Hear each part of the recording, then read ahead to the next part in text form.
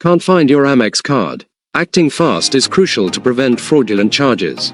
Here's exactly what to do, step by step. Welcome back to Guide with Samuel. Immediately log into the Amex app. This is the fastest way. Tap on your card image and look for Replace a lost or damaged card, or Report card lost, stolen. Follow the prompts. You can also call the number on the back of any other Amex card you have, or the number on Amex's website. Amex will instantly block the old card, preventing new charges, and overnight a new card to you, often for free. My crucial pro tip: freeze it first in the app if you're just unsure. If you think you might have misplaced it at home, use the Freeze Card feature in the app first. This instantly blocks all new purchases, but keeps the account open. If you find it later, you can unfreeze it instantly without needing a new card number.